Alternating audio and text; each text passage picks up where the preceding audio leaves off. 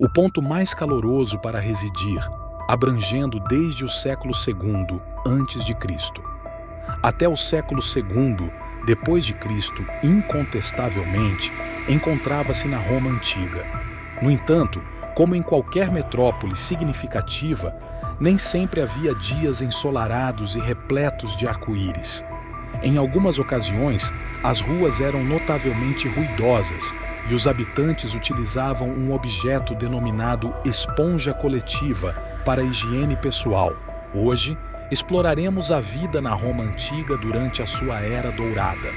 Antes de nos aprofundarmos no glamour da vida romana, clique e inscreva-se para não perder nenhuma imersão fascinante na história peculiar. Já no século VI a.C., Roma iniciou a coleta de dados censitários para atender às necessidades da sua crescente população. Acredita-se que, durante o século I a.C., a população de Roma fosse geralmente composta por centenas de milhares, aumentando para 800 mil no reinado de Augusto e atingindo até 1 milhão no século II depois de Cristo. Roma era uma mistura de homens e mulheres livres, com diversas graduações de riqueza e alguns não tão livres, contribuindo para o frenesi populacional que resultou em uma cidade extremamente povoada e com pouco espaço para acomodar sua gente. A habitação era extremamente limitada diante dessa dimensão populacional, levando à criação das ínsulas, ou seja, cortiços. As ínsulas consistiam em diversos apartamentos junto a estabelecimentos comerciais e lojas, abrigando um grande número de pessoas em espaços confinados. Eram estruturas de vários andares, mal construídas, e abrigavam uma variedade de níveis de renda, desde os mais pobres até os de condição apenas modesta. Além disso, essas estruturas eram propensas a incêndios, desmoronamentos e contribuíam para a propagação de doenças. Uma opção a sempre atrativa ínsula, que se assemelhava a um caixão de dormitório, era a casa unifamiliar conhecida como domus.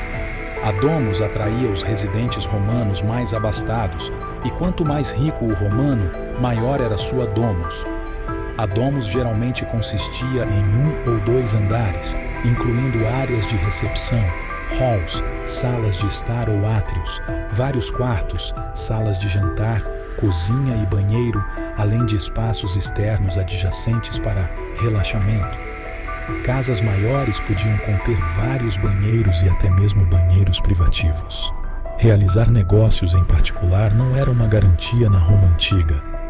As domus em Roma eram menores em comparação com a maioria das casas em outras cidades, devido à topografia e ao espaço limitado da cidade durante o Império Romano. A localização exata das domus em Roma é difícil de determinar, mas presume-se que estivessem situadas fora do perigo de inundações do rio Tibre e próximas a locais de importância imperial. Algumas domus podiam abranger um quarteirão inteiro, diferentemente dos precários caixões de dormitório das ínsulas, que pareciam inseguros. As domus eram estruturas autônomas que não se abriam diretamente para as movimentadas ruas romanas. Conforme mencionado anteriormente, os hábitos de banho e higiene em Roma eram um tanto menos convencionais do que estamos acostumados nos tempos modernos. Todos, desde escravos até imperadores romanos, frequentavam os banhos públicos da cidade. Chamados de termas no século I a.C., os banhos públicos incluíam salas quentes e frias com piscinas, saunas a vapor e salas de aquecimento seco, onde as pessoas podiam se limpar, conduzir negócios e socializar. Inicialmente, os banhos públicos eram frequentados por ambos os sexos, mas a prática foi proibida pelo imperador Adriano no século II depois de Cristo. Ele próprio, um patrono frequente dos banhos públicos. Adriano é conhecido por presentear um veterano que ele viu com um de seus próprios escravos para cumprir seus deveres. A responsabilidade de raspar o óleo do corpo humano geralmente feito com um estrígio, recaía sobre os servos das pessoas ricas, enquanto os menos afortunados, como os lixeiros, tinham que realizar essa tarefa em seus próprios corpos desfavorecidos. O número de banhos em Roma aumentou desde o século I a.C. até o século V depois de Cristo, tornando-se ainda mais sofisticado com a incorporação de fontes e ginásios. Por volta de 400 depois de Cristo, estima-se que entre 800 e 900 banhos públicos estivessem em funcionamento em Roma. Imperadores como Trajano, Caracalla e Diocleciano presentearam Roma com luxuosos banhos capazes de acomodar milhares de romanos simultaneamente. Diocleciano construiu o maior deles, uma estrutura com imensas piscinas revestidas de paredes de mármore e colunas de granito. A responsabilidade de lavar roupas em Roma recaía sobre os fullers, que prestavam um serviço essencial aos romanos, já que a maioria não se encarregava dessa tarefa. Sem a modernidade dos Tide Pods e o humor da internet, os fullers eram criativos ao buscar maneiras de branquear lençóis e roupas de lã, utilizando um recurso peculiar: urina. Tanto a urina animal quanto a humana continham o agente de limpeza amônia. O processo envolvia diluir a urina com água em uma cuba, e os fullers paravam o balde, não de maneira engraçada como Lucille Ball fez com as uvas, mas de uma maneira que certamente não era agradável. No final do século I depois de Cristo, a urina tornou-se uma mercadoria valiosa, tanto que o imperador Vespasiano impôs um imposto sobre a urina coletada publicamente. Essa decisão não foi bem recebida por seu filho, Tito, que não viu com bons olhos a ideia de seu pai taxar um recurso relacionado à higiene pública. Vespasiano respondeu segurando uma quantia do primeiro pagamento diante do nariz de seu filho e perguntou se o odor lhe era ofensivo. Quando Titus respondeu que não, Vespasiano comentou que aquele dinheiro provinha da venda de urina. A Roma antiga era conhecida por seu notável design de ruas por um motivo válido. Enquanto a maioria das cidades planejadas contava com ruas padronizadas, as cidades não planejadas podiam mergulhar no caos, mesmo que suas estradas fossem geralmente bem construídas. Estradas conectavam diversas áreas do Império a Roma, sendo a Via Ápia um exemplo, percorrendo mais de 130 milhas romanas através da Península Italiana. Apesar de Roma possuir ruas pavimentadas que permitiam a drenagem, o frequente uso de carruagens e outros veículos com rodas causava um caos de proporções épicas. No século I a.C., Júlio César tornou ilegal a entrada de veículos com rodas no centro de Roma durante o dia, reduzindo o barulho diurno, mas transformando as noites em um pandemônio sonoro. A superlotação e o tráfego contribuíam para um constante tumulto nas ruas, tornando praticamente impossível desfrutar de uma noite tranquila. A Roma antiga, com seu elaborado sistema de aquedutos e esgotos, desfrutava de água corrente em residências e locais públicos, alcançando um nível de sofisticação considerável para a época. A cloaca máxima, principal canal de esgoto, coletava água em toda a cidade e a direcionava de volta para o rio Tibre. No século III d.C., esse canal a céu aberto foi transformado em um túnel fechado, coletando água de banheiros públicos e latrinas e transportando os resíduos para fora de Roma. Antes dos iPhones, as interações entre as pessoas ocorriam cara a cara, e não havia momento melhor para conversar com um vizinho do que durante os afazeres diários. Nas latrinas públicas, diversos orifícios estavam disponíveis para homens e mulheres satisfazerem suas necessidades, enquanto os romanos mais ricos desfrutavam de latrinas privativas em suas casas, equipadas com 1 ou 2 orifícios. Nas latrinas públicas, os resíduos humanos eram despejados na água corrente, mas a falta de ventilação e o uso de esponjas comuns em vez de papel higiênico faziam com que a experiência olfativa em Roma fosse menos do que desejável. Em vez de desfrutar de atividades modernas, como assistir Netflix até a hora de dormir às 20 horas, os romanos tinham uma variedade de maneiras de passar o tempo de lazer e se entreter. O Coliseu, onde gravamos um vídeo, servia como palco para combates de gladiadores, proporcionando uma forma emocionante, porém sangrenta, de entretenimento. Roma abrigava teatros de tamanhos diversos, frequentemente inspirados em construções gregas, com assentos escalonados e toldos para proteger contra as condições climáticas. Embora existissem teatros menores durante esse período, eles eram principalmente dedicados a apresentações musicais, enquanto os teatros maiores eram reservados para produções teatrais. No entanto, nem todos viam o entretenimento como algo positivo. O satírico romano Juvenal fez a observação sarcástica de que os cidadãos de Roma apenas se preocupavam com pão e circo, perdendo de vista seu papel na política em troca de comida e diversão, um fenômeno que ainda ressoa na sociedade moderna. Antes de se tornar uma prática comum para celebridades comprarem a entrada de seus filhos em faculdades prestigiosas, os romanos exploravam a ideia de que os mais ricos recebiam uma educação superior do que seus colegas menos abastados. Não existiam escolas públicas em Roma, e as crianças recebiam a maior parte da educação básica dos pais antes de serem encaminhadas a um professor ou tutor para concluir seus estudos. O pai ensinava ao filho a leitura, escrita e atividades físicas masculinas, enquanto as mulheres eram encarregadas de instruir as filhas sobre os deveres matrimoniais. Os planos de ensino dos professores e tutores eram influenciados pela quantia de dinheiro que os pais investiam na educação de seus filhos. Os romanos abastados contratavam os melhores tutores ou empregavam escravos alfabetizados e treinados para educar seus filhos.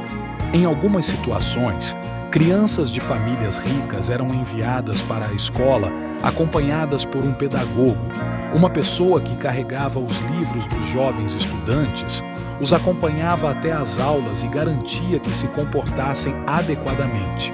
Enquanto isso, os romanos menos privilegiados poderiam optar por abandonar completamente a educação formal e se integrar a negócios familiares.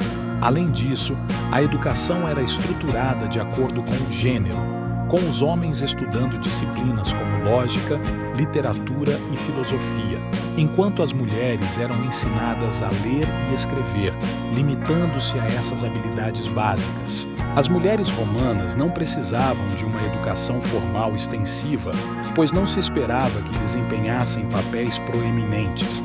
Seu status era determinado por fatores como posição social, riqueza, localização e pela influência de seu guardião masculino, que poderia ser pai, marido, irmão ou mesmo filho. Com poucos direitos legais, as mulheres não tinham permissão para votar, participar da política ou ocupar cargos públicos.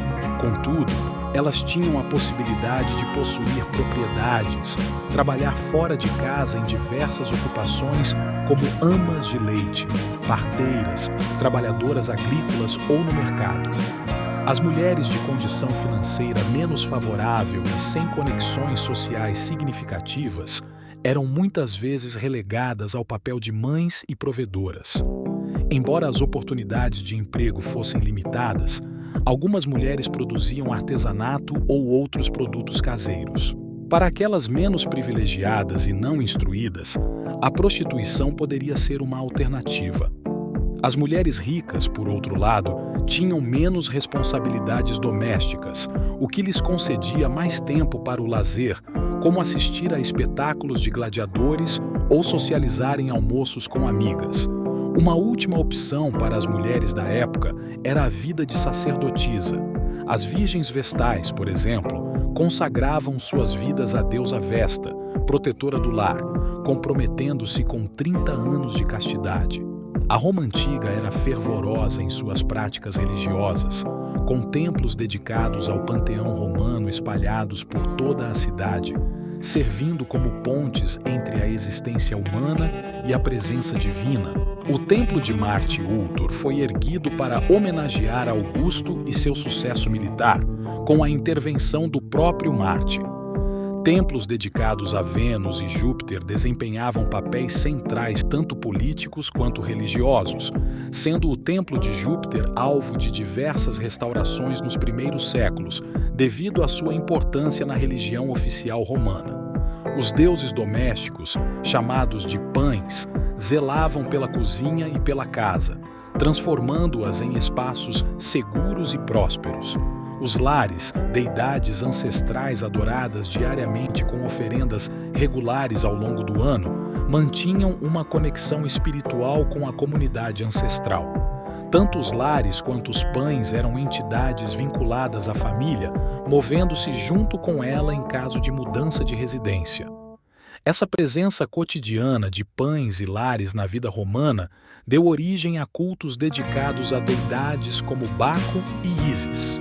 No entanto, o culto mais significativo era o culto imperial, no qual muitos imperadores eram venerados como divindades, fortalecendo assim seus laços com o panteão romano e garantindo um lugar proeminente no ciclo diário de adoração de um cidadão romano. Com o estabelecimento de tribunais no século V a.C., a classe plebeia começou a ter voz no sistema político romano, embora o controle do Senado romano ainda permanecesse predominantemente nas mãos da classe rica. Diante da pressão crescente dos agricultores, militares e uma população em expansão de imigrantes, o conceito de cidadania foi ampliado ao longo do século II a.C. Tribunos como Tibério e Caio Graco ilustraram o papel que os cidadãos poderiam desempenhar no governo. Além das reformas agrárias do século II a.C., propuseram que todos os aliados de Roma na Itália se tornassem cidadãos, embora essa proposta nunca tenha se concretizado devido ao receio dos cidadãos romanos em relação às possíveis implicações para sua própria subsistência. A obtenção da cidadania em Roma conferia o direito de exercer o dever cívico de participar das eleições e votar. Os cidadãos também se registravam para o censo a cada 5 anos, detalhando posses, propriedades e o número de membros na família. Para o governo romano, a lealdade e o serviço ao Estado eram as únicas exigências para ser considerado cidadão de Roma. O chefe masculino da casa tinha a responsabilidade de cuidar de assuntos comerciais, transações de propriedade e arranjos matrimoniais para suas filhas. O pai da família exercia controle sobre todos os aspectos da vida dos filhos, inclusive podendo vendê-los como escravos, renegá-los ou até mesmo, em circunstâncias extremas, assassiná-los. O paterfamilias consultava a dona da casa ou a materfamilias, que geralmente era sua esposa, embora nem sempre. Quando uma filha se casava, a autoridade sobre ela era transferida do pai para o marido. Se um homem não tivesse filhos, ele poderia adotar um, frequentemente optando por receber um sobrinho ou parente distante como herdeiro. O chefe de família masculino também liderava a família nas práticas religiosas, desempenhando um papel importante ao supervisionar os rituais dedicados aos lares, Pane e outras divindades adoradas no lar. E você?